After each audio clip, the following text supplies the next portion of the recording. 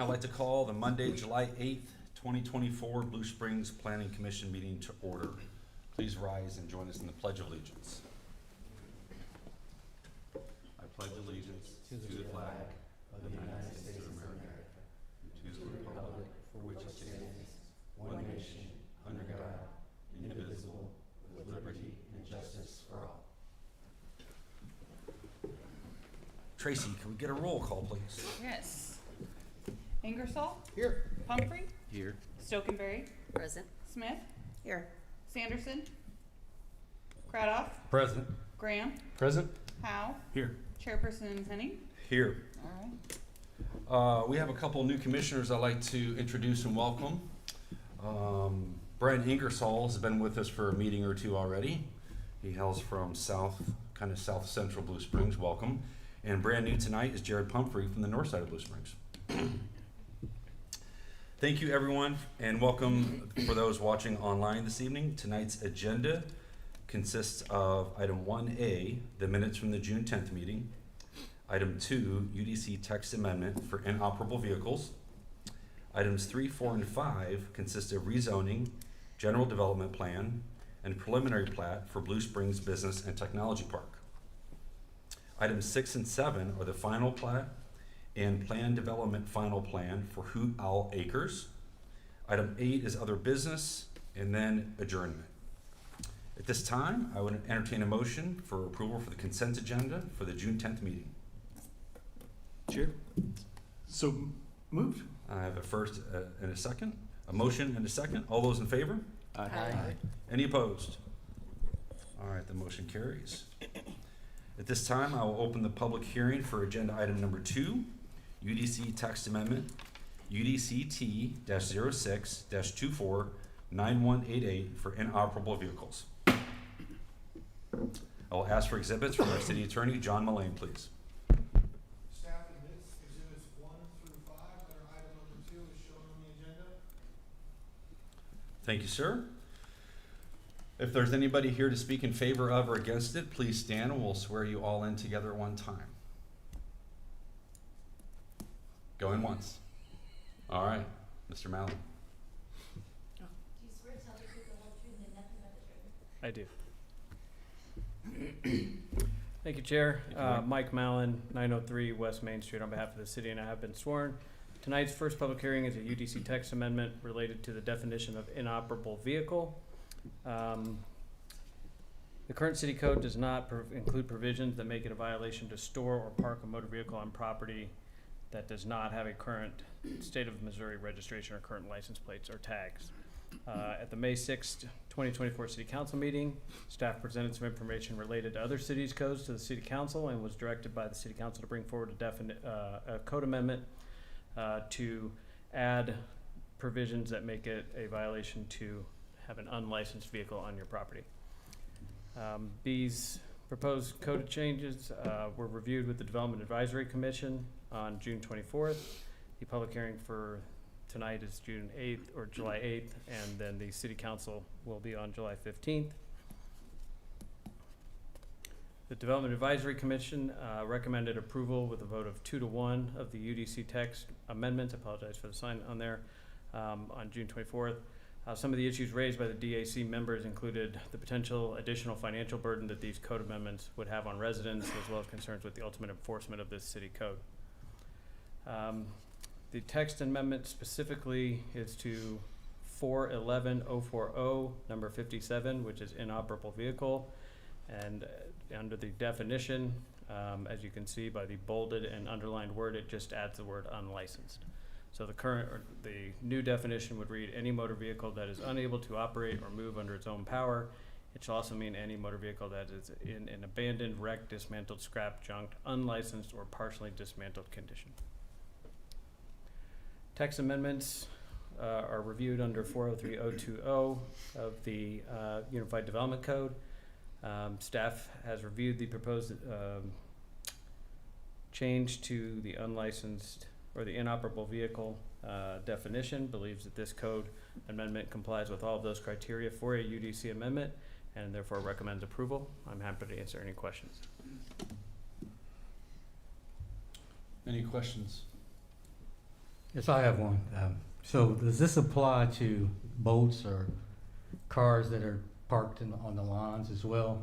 On Yes. somebody's property on the street? If they don't have the proper license, then this would apply to that as well? This would only apply to private property. There is currently a city code under the traffic enforcement section and street section that makes it a violation to park an unlicensed vehicle on the street. This new section would apply to vehicles, motor vehicles, cars, boats, campers, Jeeps, off-road vehicles, anything that is required to be licensed through the state and maintain a current registration. This would apply to that. Thank you. Any other questions for staff and who's also the applicant here? Yes. So we'll hit. Will this apply even if they put a cover over it?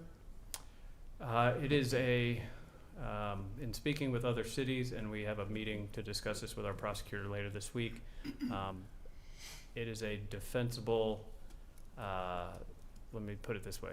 In order to look under a cover or a tarp or something, there would need to be probable cause and an administrative warrant from a judge. So, yes, covering the car so that staff could not, city code enforcement staff could not view the license plate, or whether it did not have current or any license plates on the car.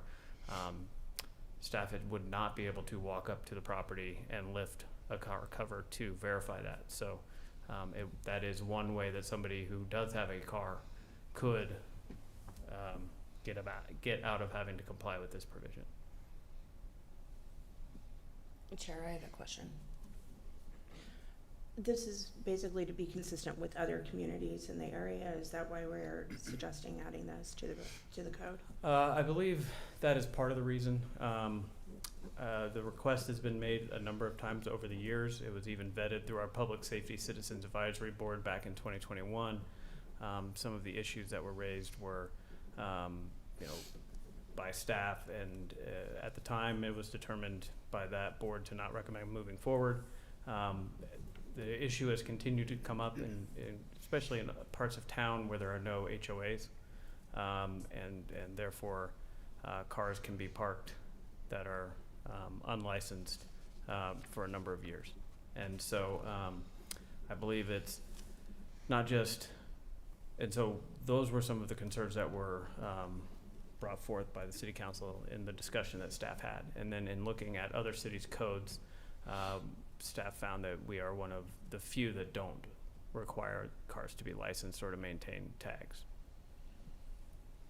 Chair, how do you plan to enforce this? What manpower? The way we do with normal code enforcement provisions is a complaint-based. And so if somebody has a complaint, then staff will go out and investigate that complaint. Code enforcement in the city is not proactive. We do not have code enforcement officers out driving streets in neighborhoods looking for these. The only time that there would be proactive enforcement is if staff is called out to a complaint on a property, and they do a quick look around at other properties in the area, and if they notice another that is out of compliance, they'll write that one up as well. Thank you. Have we ever had proactive enforcement here in Blue Springs, or is that? We have not, to my knowledge, since I have been here. The only type of proactive code enforcement that we have done is those small signs in the right-of-way. Staff will proactively go out and do sweeps of major corridors throughout the city to pull those signs, as they are considered litter if they're in the right-of-way. But in terms of a proactive code enforcement program, we have not done that. Thank you. Would this cover a licensed vehicle that's been sitting on the roadway for 6 or 7 months with a flat tire? That's a real something I've experienced. This would not cover that if it's on the roadway. That would still fall under our traffic code section, but a car with a flat tire would be a violation under that section of the code. And it comes down to the public right-of-way, the street versus private property. If it's in the street or in the public right-of-way, the police department enforces it. If it's on private property, then code enforcement.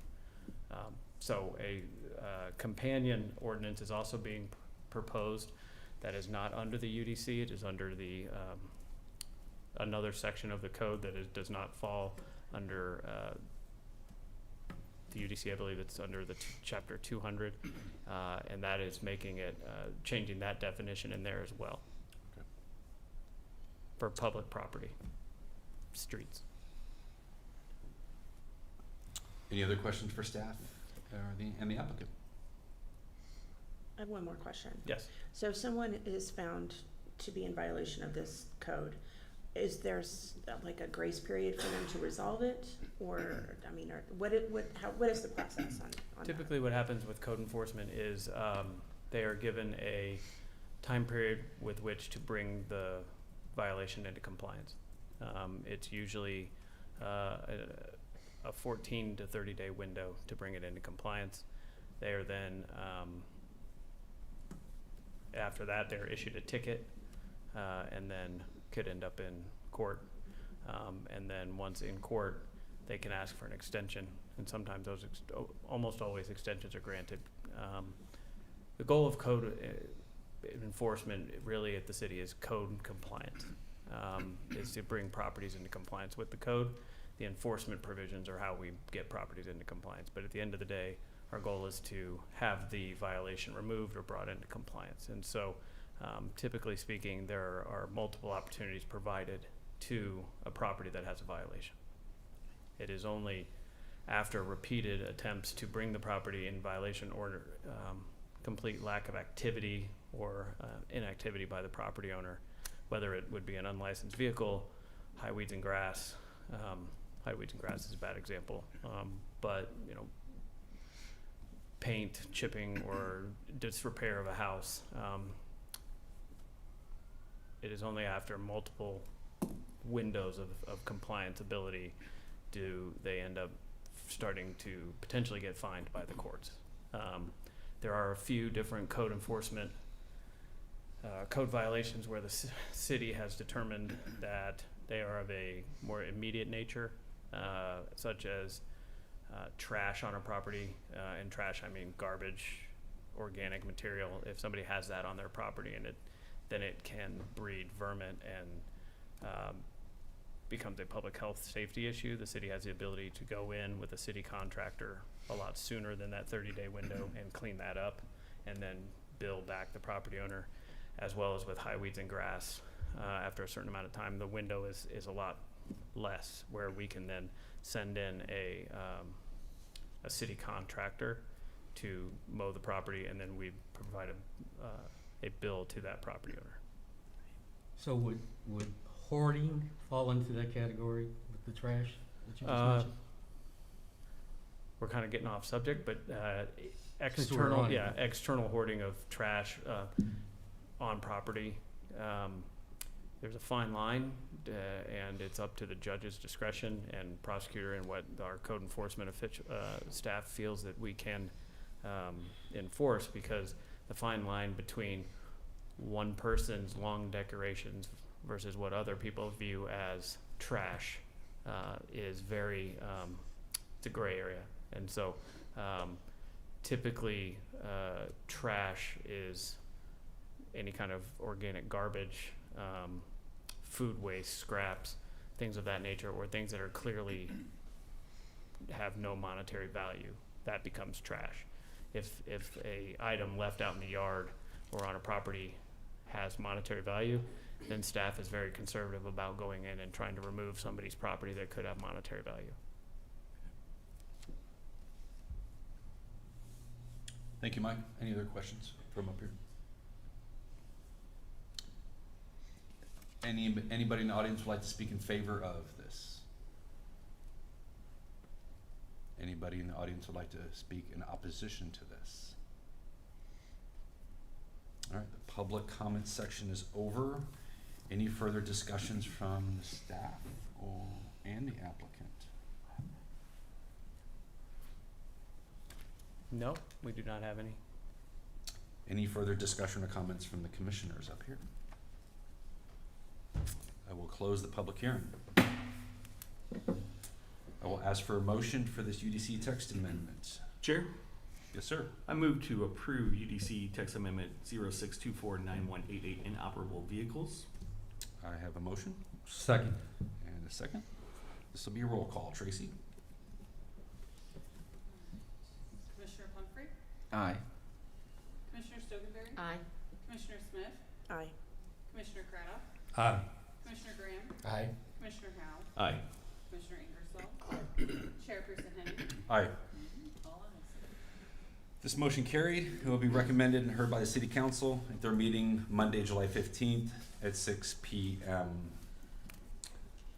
This time, I will open the public hearing for agenda item 3 and 4, rezoning RZ 05249161 and the General Development Plan GDP 05249162 for Blue Springs Business and Technology Park, with item number 5 being heard concurrently. And again, at this time, I'll ask for the exhibits from our City Attorney, John Mullane. Staff admits exhibits 1 through 8 under items 3 and 4 as shown on the agenda.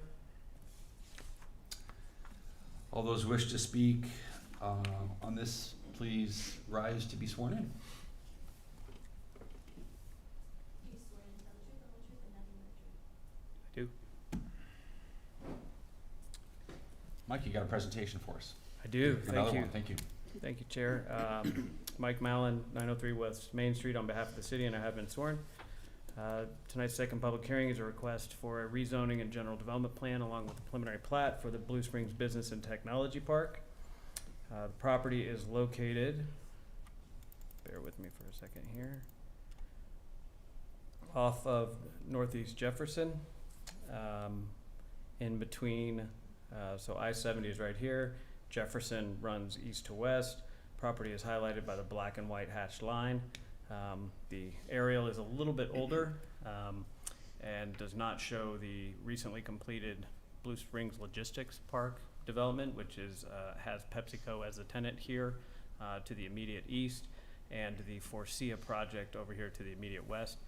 Northeast 20th Street wraps up here to go to the Kohl's Distribution Center that is to the north. The city's dog park and Lake Remembrance Park is over here a little bit further to the west. The property was annexed into the city on August 1st of 2022. The proposed rezoning is to rezone the property from its current designation, which it retained upon annexation, of AG or County Agricultural, and the proposed zoning district is Light Industrial, which is the same zoning district that Forcia and Blue Springs Logistics were both rezoned to within the last 5 years. As you can see here, the surrounding property is light industrial, and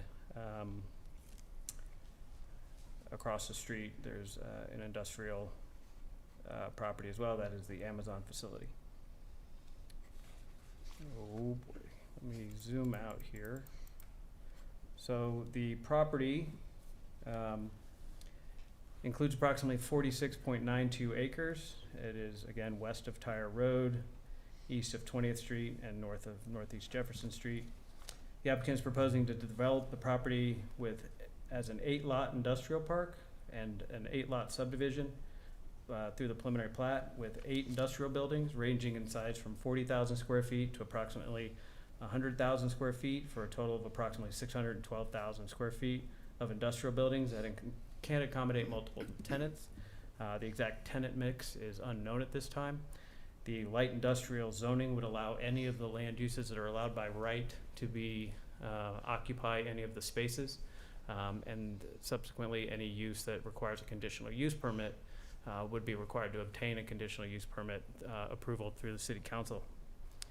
The tenant mix under zoning, some of the uses that could be found in the light industrial zoning district would include office, general or office large, manufacturing, food production, industry light, manufacturing general, food production general, storage, warehouse, wholesale storage. Some of those are just an example of our allowed uses in the Unified Development Code.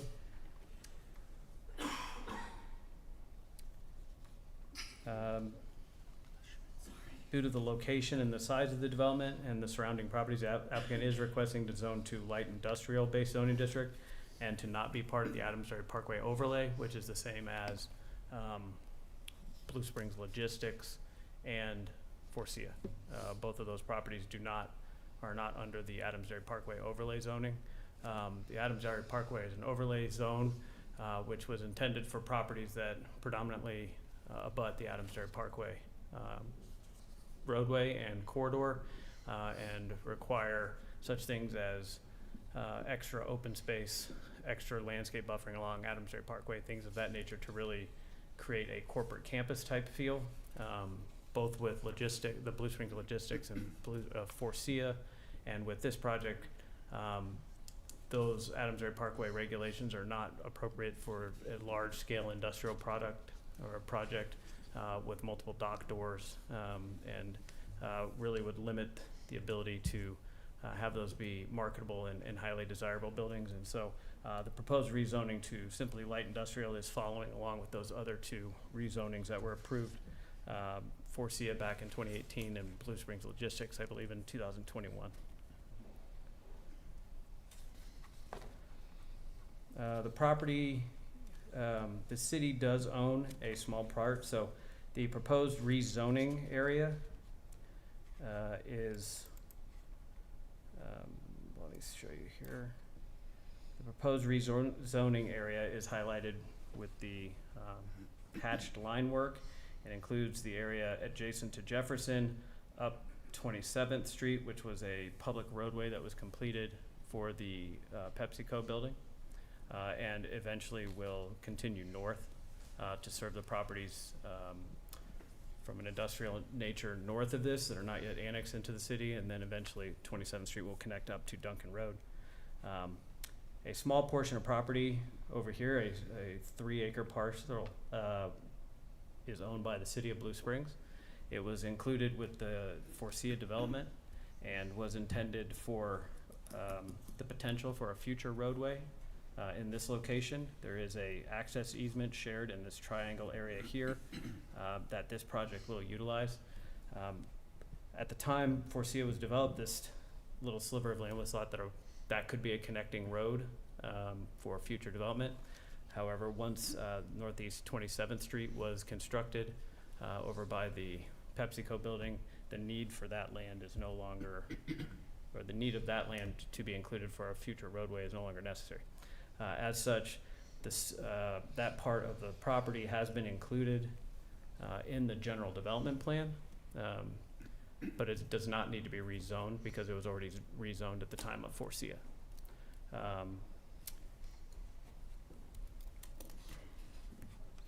So if this is approved, down the road, the city would need to convey that property back to the developer. Again, the property envisions 8 industrial pads or industrial lots, 8 industrial buildings, again ranging from approximately 40,000 square feet in size to approximately 100,000 square feet in size. The general development plan is meant to be more conceptual in nature, to see how the property lays out, to see that the applicable buffer widths, building setbacks, general parking can all be accommodated on the site. The general development plan, if approved, sets the overall development pattern for the property. As each building comes forward to be built in phases, each building or buildings, if they get constructed at the same time, would be required to come back through the Planning Commission for a site plan design review for each building. The preliminary plat, again, does the same thing as the general development plan, setting the overall development plan pattern. Each building, before it receives a building permit, would need to receive a final plat for the property, or the developer may choose to do a final plat that covers one lot or multiple lots.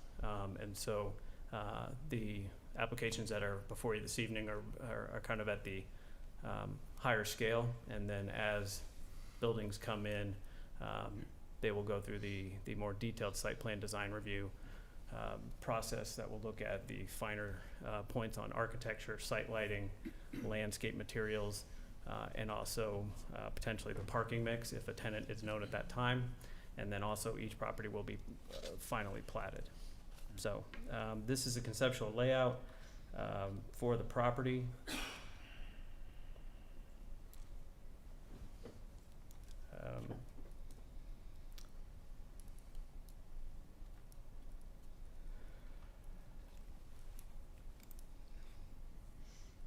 Sorry, these drawings are very large. So this is the conceptual landscape plan. Specific landscape plant unit numbers are not known at this time because of the final building configuration that will be determined through the site plan design review process, and the different plant species are not known at this time. What the general development plan does is show where the priority of landscape and intensity of landscape is going to be most important, in particular along 27th Street to provide a buffer along Jefferson, as well as a buffer to the properties on the north side and on the west side. The proposed architecture of the buildings consists predominantly of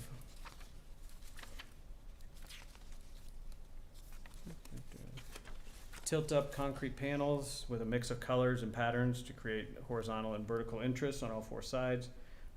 The building corners and the building entrances will include storefront windows and metal canopies to create that pedestrian interest at each building entrance. Windows have been provided, and then variations in the color and material to provide relief both vertically and horizontally.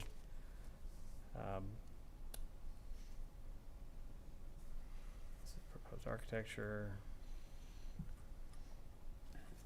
Parking for the development will be a total of, through this general development plan, which may change as specific plans come through, but as shown on here, a total of 837 parking spaces have been provided. The parking required ratios for an office area is 1 per 300 square feet. Indoor storage or warehousing is 1 per 1,000 square feet.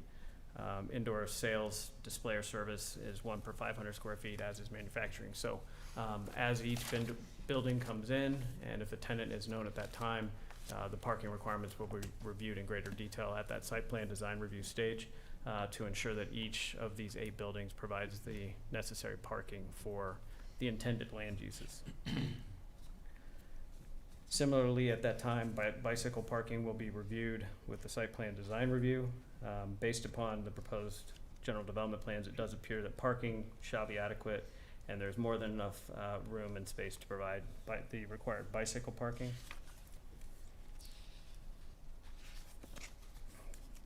The proposed building types are industrial general, and so those are allowed by right in the light industrial zoning district,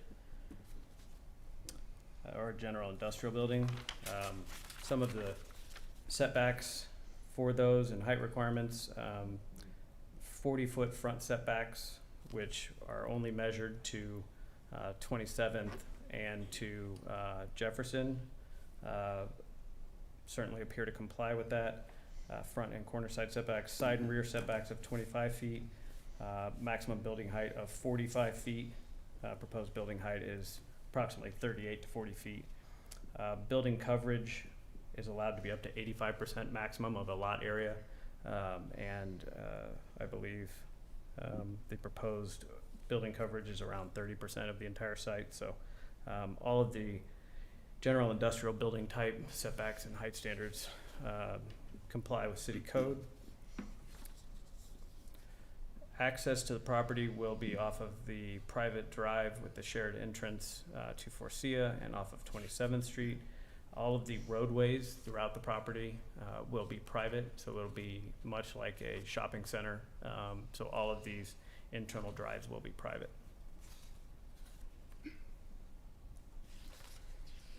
Staff reviewed the proposed general development plan, or the rezoning general development plan and preliminary plat against the code criteria for those. different applications. The rezoning staff feels is appropriate. The comprehensive plan designation for the property is light industrial, and so the proposed rezoning from county agricultural to light industrial is appropriate. It's appropriate for the orderly growth of the city and is compatible with the adjacent property zoning, and so therefore staff recommends approval of the rezoning application. For the general development plan, staff finds that it is consistent with the comprehensive plan and the proposed light industrial zoning district. It is in compliance and appears to with the Unified Development Code, and there are no alternative design standards being requested as part of this at this time. So therefore, staff does feel that this general development plan is in compliance with all applicable land use development and design standards. There are adequate facilities and services that exist or are planned by the project to serve the development, and the general development plan is sensitive to the existing land uses, compatible with the existing land uses, and will provide for orderly growth of the city. So staff recommends approval of the general development plan with one condition. And staff, in terms of the preliminary plat, also recommends approval, finding that the application is in compliance with the comprehensive plan, compliance with the requirements of the development code, that the phasing is clearly indicated, or at least the intent for phasing is indicated, and demonstrates logical, coordinated approach to development in a industrial park setting. Any impacts for infrastructure such as stormwater, traffic, and sanitary sewer have been reviewed or will be reviewed more detailed as we get to the site plan design review.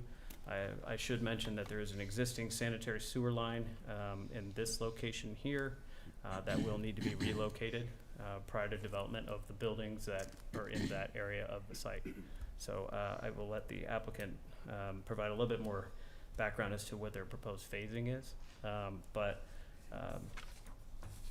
that is a significant cost that the developer will be undertaking. Staff recommends approval of the preliminary plat with 4 conditions, and I'm happy to answer any questions. Any commissioners have questions for staff before we get to the applicant? Mr. Mallon, were there any letters of opposition? No, sir.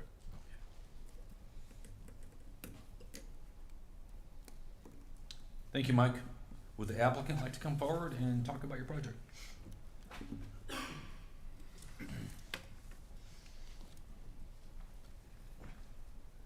Good evening. My name is Brian Ron, 1120 Eagle Ridge Boulevard, Green Valley.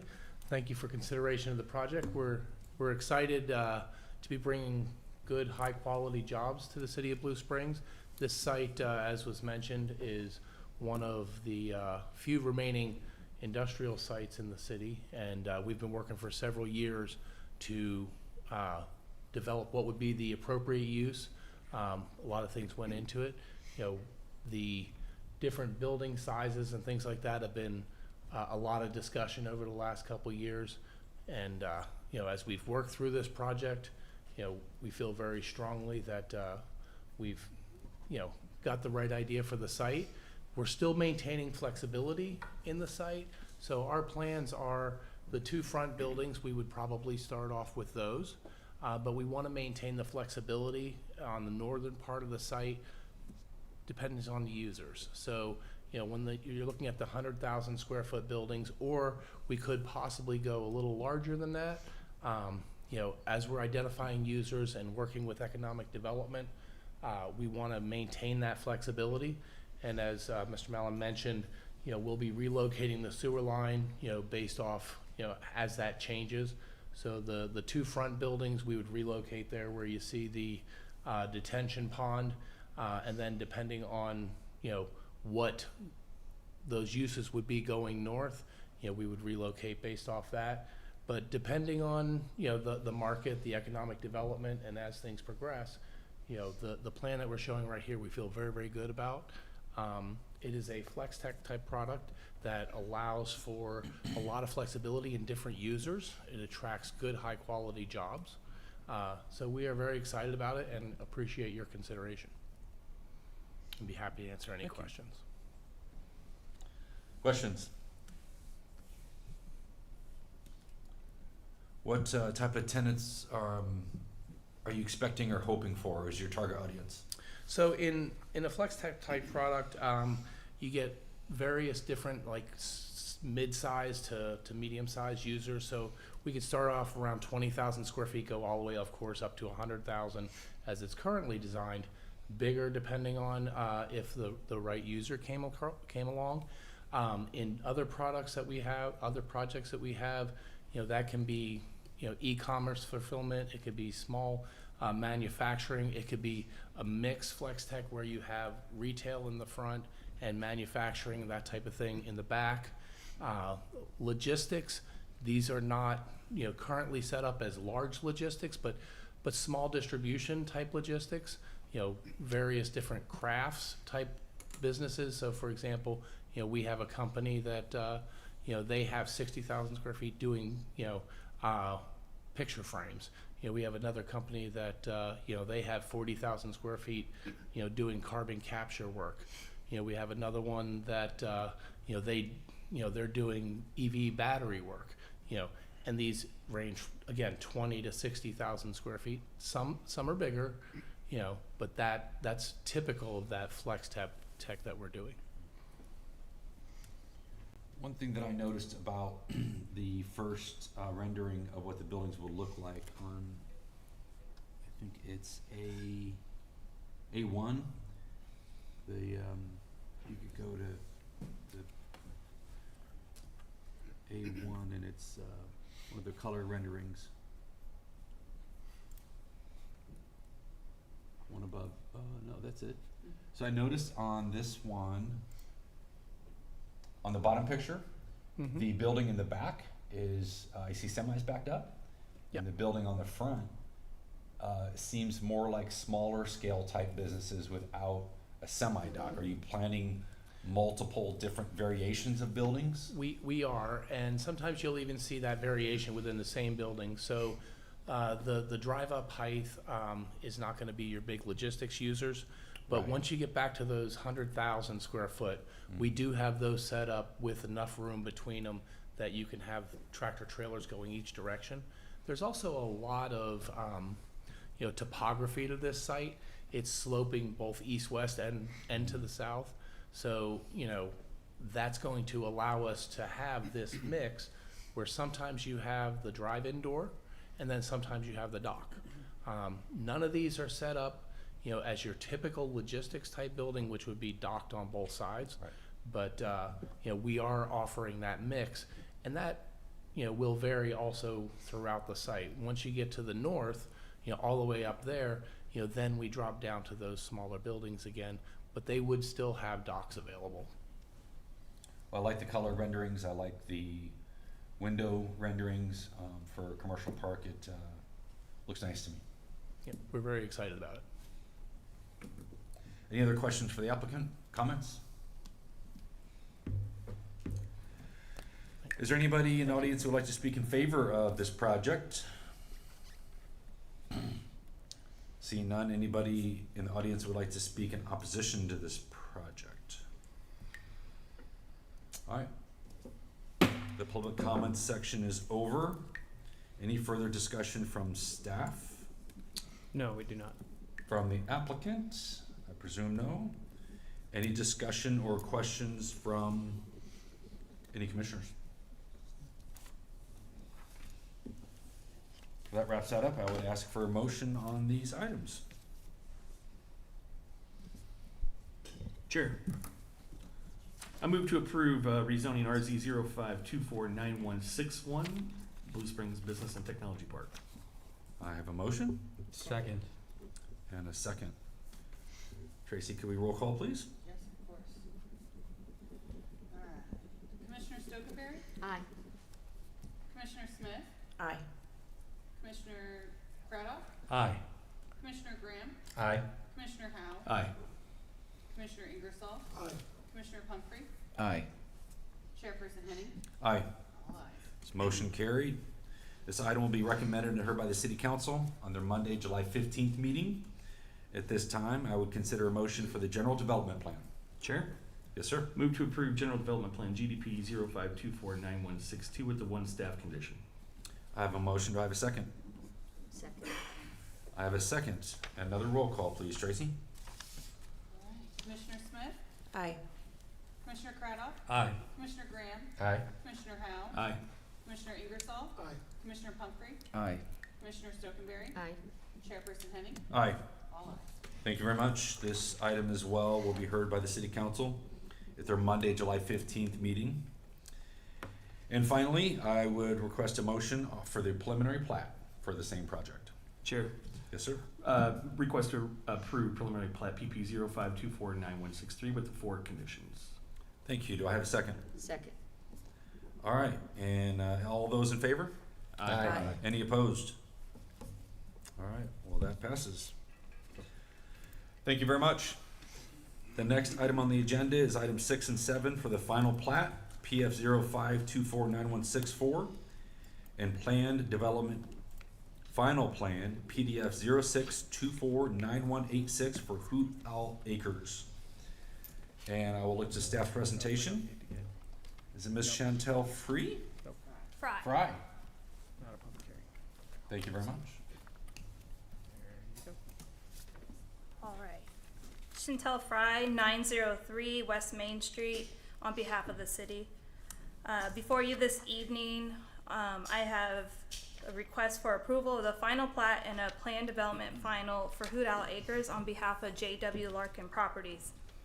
It is a proposed single-family development located at the property west of Southeast Adams Dairy Parkway and north of Southeast Major Road. The current property is approximately 14.23 plus or minus acres and is currently zoned as PD SF7 single family. The plat consists of 35 single-family neighborhood lots and 3 tracts of land for the proposed open space. There will also be 1 landscape tract with 2.1 acres of new right-of-way.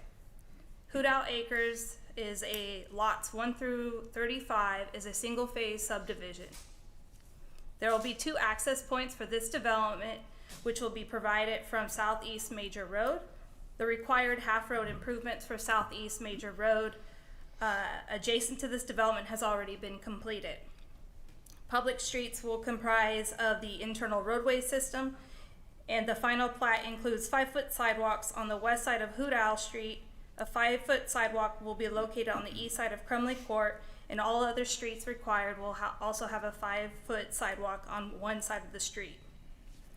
The proposed building types follows the detached house neighborhood lot with a few modifications being requested. These modifications were previously approved with the PD concept plan, and the applicant is requesting the following modifications: establish minimum lot standards that deviate from the SF7 zoning standard as outlined in the table under lot development standards, reduce the minimum lot frontage width to a minimum of 38.81 feet for lots 14, 15, 16, 18, 21, 22, 24, 30, and 31 to accommodate the location on the cul-de-sac. Reduce the required planting for the type C buffer along Adams Dairy Parkway from the 60 units for every 100 foot and to 55 plant units for every 100. The current site,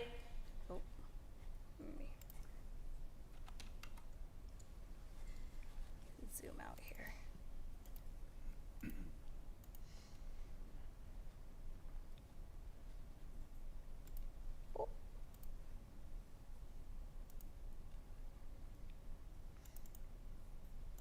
Technology is not my friend.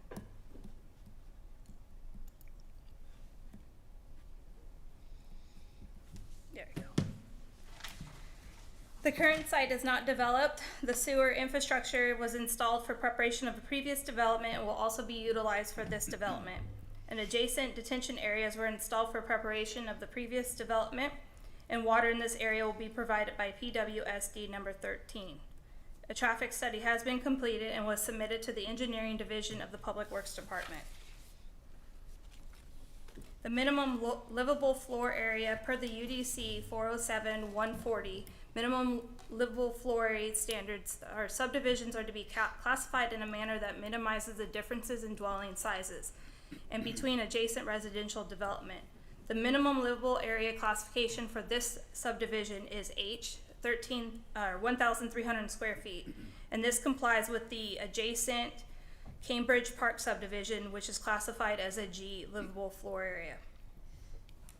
For this development, the required 10% equates to 1.39 acres of open space, and this site will include a total of 2.86 acres of the open space that meets the open space standards.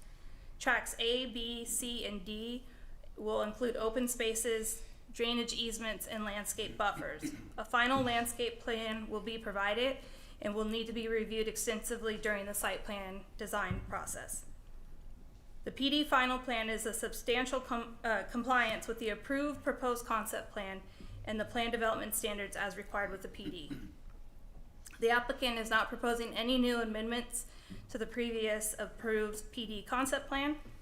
Staff recommends approval of the final plat with the 5 conditions, and then staff also recommends approval of the final plan with the 3 conditions. I'd be happy to answer any questions. Any questions for staff? Chair, what was the accommodation for the buffer along Adams Dairy Parkway? 55 to 6? What? It was for 55 plant units for every 100 instead of being the current right now 60 plant units for every 100. Thank you.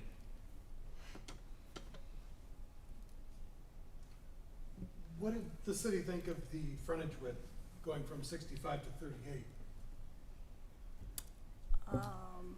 At the time that was proposed during the PD concept plan,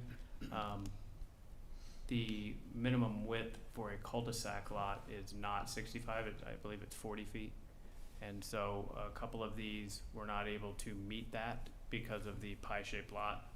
And so during the PD concept plan portion, which occurred back in 2018 or 2019, that was a request of the applicant to have a reduced lot frontage at those cul-de-sac lots, knowing that they would still meet the minimum lot size requirements. They would just not necessarily be able to meet the minimum frontage because of the odd shape of lots at a cul-de-sac. So that was a previously requested deviation from the code through the plan development process that was approved by City Council. And then we also have some renderings.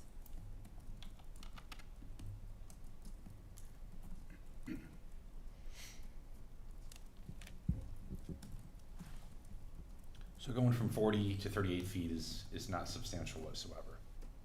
No. Doesn't seem like it to me.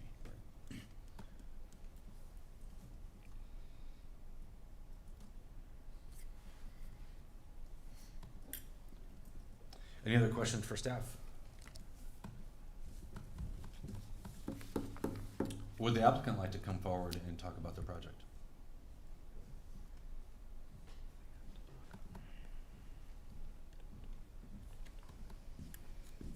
Howdy. My name's Justin Larkin, JW Larkin Properties. So I'm here if you guys have any questions for me specifically about the project. I'm just curious about the reduction in plant units. It's only 5 per 100 feet. I'm wondering why that originated or what the... When we did our layout for Hoodow Ridge, we found that there was just so much condensing on the plants themselves that it was going to make it hard to maintain, to mow, to take care of. And so we actually spread those out, and it's worked quite a bit better than the original plan. And again, it was just, we found that there was, based on the point system, we had so many bushes and so many trees per foot that it really was hard to maintain. Okay. Any questions for the applicant from the commissioners up here?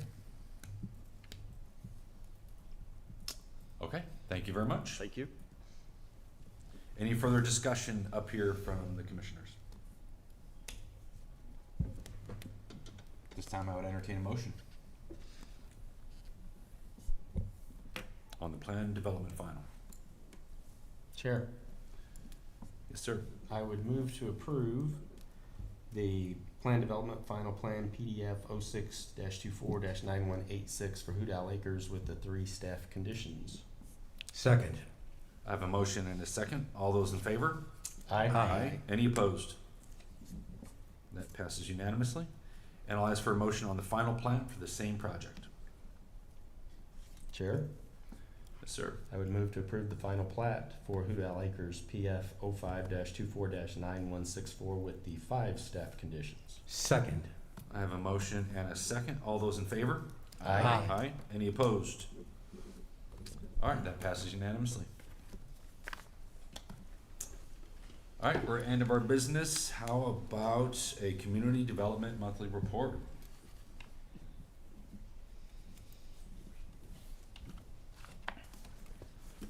Okay, good evening. So this month, we're gonna play a little catch-up here. We have 2 monthly reports to bring back to you all for the month of May as well as June. So we'll start off with May and take a look at these permit activity. We had a slight increase over May of last year for 2024 for single-family permits, as well as just generally total building permits. So far this year, single-family building permits have been trending upward compared to last year, minus the month of February. We were down just a few at that point. So kind of a little snapshot of our code cases. Pretty typical. Most of them are come from the public health, safety, and welfare category. And those have been pretty consistent from last year as well. Some of the top of those categories is nuisance inspections. So from the complaint side that we have turned in to the community development department, where our codes officers will go out and take a report. High weeds, grass, as well as what's categorized as trash. Month of May, we had these planning cases that came through the Planning Commission, and a few of them that continued on and were approved at the City Council meeting. And some of the information on our assigned permit activity as well for the month of May. Down just a little bit from the prior year, but not by much. And then for the month of June, it was also pretty consistent.